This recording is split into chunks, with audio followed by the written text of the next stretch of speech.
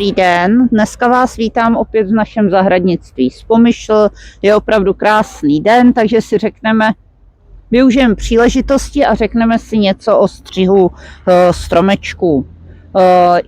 Vybrali jsme takový trošičku méně tradiční tvary ovocných dřevin. Tady vidíte krásnou zakrslou proskvičku. Když se podíváte, tak má opravdu krásnou korunku. Tady máte úplně nejkrásnější situaci, protože tady v podstatě nebudete dělat nic.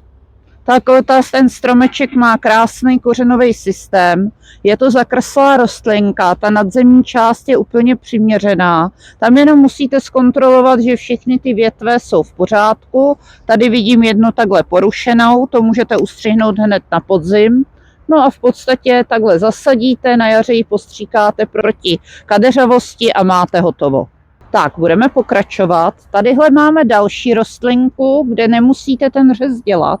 Tohle je zakrslá hrušeň. Tady opět, když vidíte, že ta hruška takhle vypadá, tak nebo když to v tomhle případě je to hruška, ale může to být třeba jablíčko, tak na jaře nebudete stříhat nic. Tady jediný, na co vás chci upozornit, ta špička u těch sloupových a zakrslých stromečků dost často bývá nevyzrálá.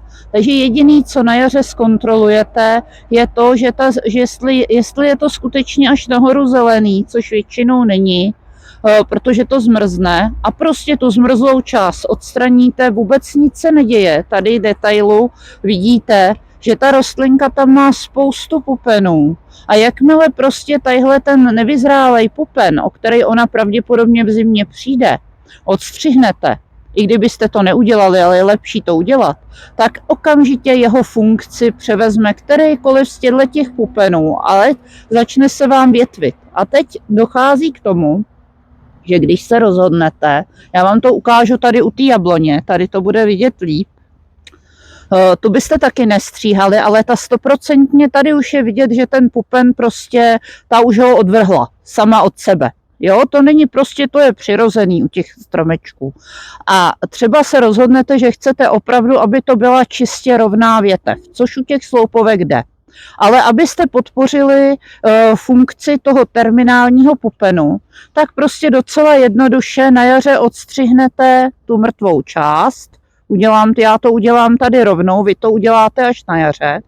Tak, teď vidíte tady, že mám ten nejvyšší vrcholový pupen a aby se mi ten stromeček, zdůrazňuji, pokud to nechcete, nezačal větvit, tak zkrátka já jednoduše podpořím funkci toho terminálního pupenu novýho tím, že ty spodní dva vyloupnu. Jo, a tím se vám tam neudělá, tím dojde k tomu, že se tam vlastně neudělá na tom takovej jakoby troják. Prostě tadyhle ten převzal funkci terminálního pupenu, pojede sám nahoru, krásně, během roku, dvou tam nebudete ani vidět, že tam k nějakému zásahu došlo a tadyhle budou už jablíčka. Takže teď vám ukážu, že vlastně budeme předpokládat, že je jaro, stromeček je zasazený tak, jak to má být. Já k tomu stromku přijdu a musím si vybrat místo, nakolik ho zakrátím. Takže tadyhle jsem vybrala ten krásný pupen. Takhle ho normálně nad tím pupenem to mírně šikmo střihnu, tak abych ho nepodstřihla. Tak a teď ho krásně takhle šmiknu. Tak. Zakrátím tyhle větve boční, zakrátím na první pupen, který jde ven, takže takhle nakrátko je šmiknu. Tak.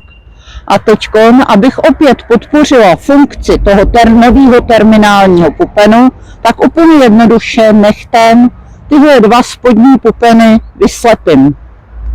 A to je celý.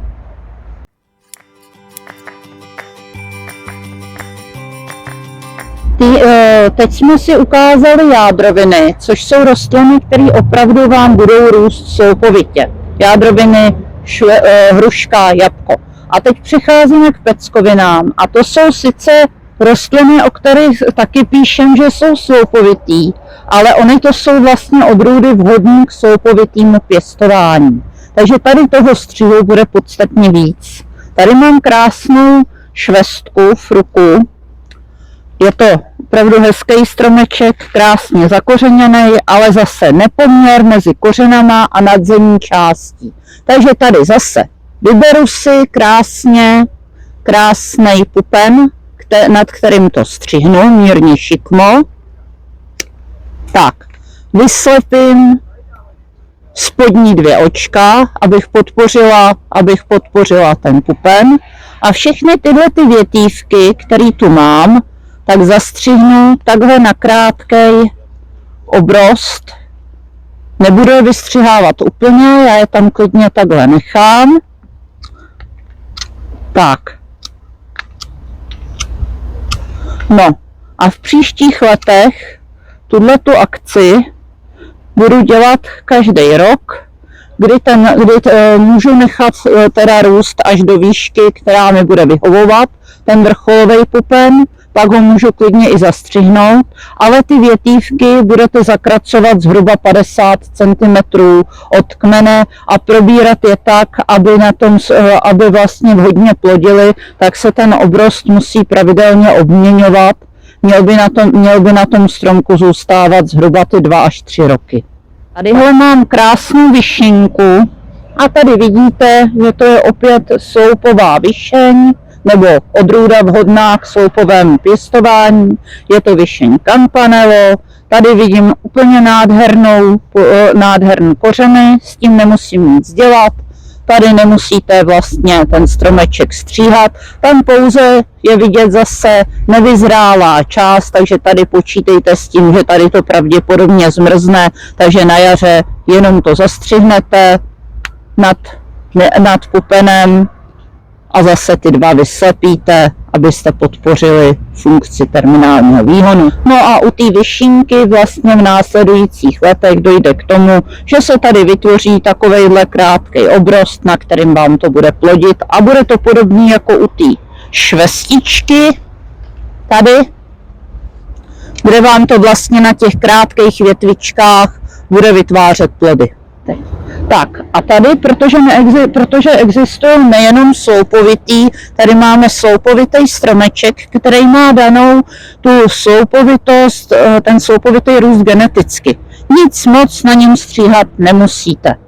Ale spousta lidí třeba touží po určitý odrůdě, která ale sloupovitá není. A pak dojde k tomu, že aby jsme jim vyhověli, tak jsme vzali tuhletu specialitu. Tomuhle se říká odborně knip.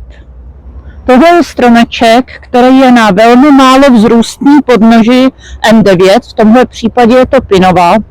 A tady vidíte, že ten pěstitel, je to teda 2letý výpěstek. V prvním roce se udělal normální špičák, pak ho školkař velmi nízko zastřihnul a nechal vytvořit takovouhle korunku, kde už vlastně máte nachystaný krásný obrost, který se jenom upraví a máte to nachystaný přímo na pěstování na takzvaný tvar štíhlý vřetenu.